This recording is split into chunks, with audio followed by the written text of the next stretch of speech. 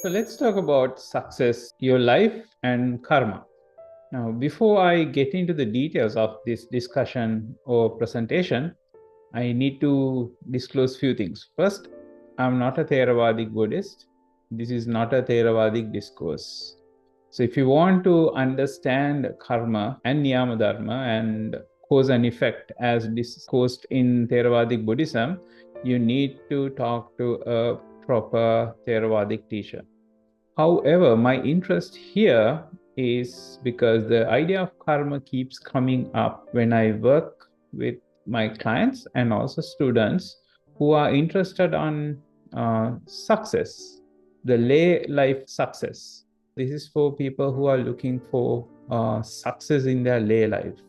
All right, now that is out of the way, I would admit that Theravadic Dhamma has a lot of things that lay people, the people who are not searching for awakening or spiritual enlightenment, can use in their day-to-day life to have a really, really, really good life. And I believe this is one of them, and there are a few others. I would do videos about them in the future.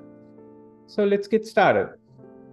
So idea of karma comes up in discussions with relevance to what you can have in life. So when we are in a discussion about what is possible in life, sometimes people comes up with the idea they are not able to have this better life because of the bad karma they had. So, and that is why I think it's important to clarify this point, at least in the perspective of lay people trying to have a successful, good life. Now, according to Theravada Buddhism and also I think other forms of Buddhism, the results has a root cause. There are things causing this outcome. The things that is causing the outcome, they are called the hetu in the Pali word, and what is happening now is called phala. Hetu is the cause, phala is the results, and it is also being said your current situation or what is happening now is multi-causal.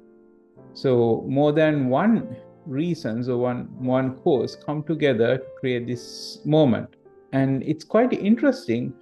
The word is not karma, is not used directly in that context. Rather, a different word, hetu, is used. The reason for that is hetu is consist of many things, one of which is karma. And karma is usually understood as the baggage that you're carrying from your past, or karma are the results of the things that you have done now acting upon on your life as a cause for what is happening to you.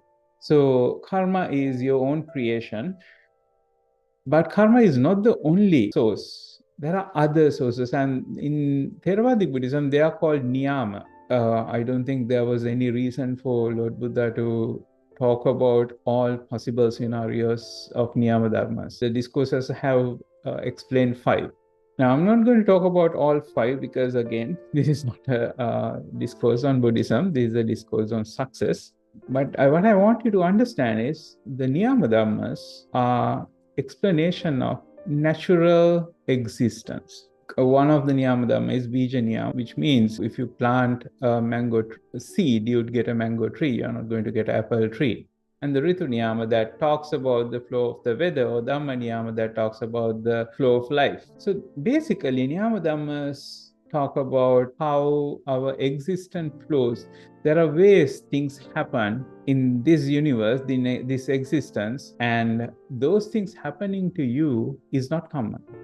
And this is a very interesting point, because when we think about success and when we were thinking about Success Code, our program, what we have realized is success has a way of achieving. There's a process of achieving success. There are ways to have a healthier body. There are ways to be happier. There are ways to earn money that you want.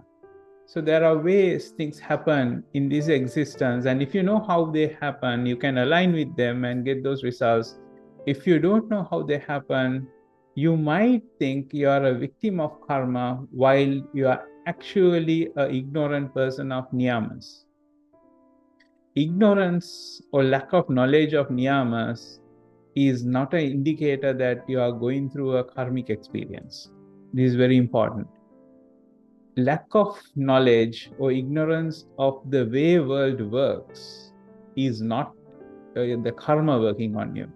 So you can learn how things are done or how things should be done to get the results you want, align with the niyamas or align with how world works. There is a way. If you don't like how your body looks like, there's a way to transform that. If you don't like the amount of money you earn, there's a way to change that. If you don't like how your mind works, there's a way to change that.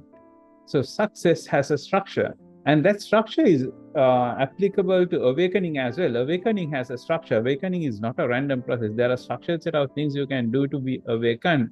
There's a structured set of things you can do to have a higher quality thoughts.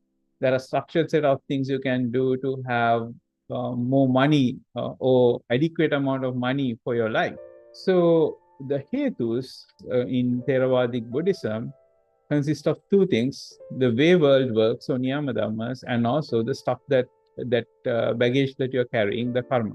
There's no excuse for somebody who wants a different life to not take an action putting that on karma. Rather, you should put that on lack of knowledge on niyama dhammas or lack of knowledge on how world works, and take it upon yourself to learn the processes of achieving what you want to have. And this knowledge is widely available. There are coaches who be willing to train you. There are a lot of books written on each of these knowledge areas. So this knowledge is not hidden, and you can have that. I hope you learned something. I'm Gamaka Sri, Chief Trainer and Coach for Mind Designs International. We do success code training, coaching programs for you to have better life. We teach meditation for you to get into deep states of meditation, and we teach Vipassana for you to achieve spiritual awakening. If you want to learn about these programs, please feel to connect with me. Take care of yourself. JayaShri.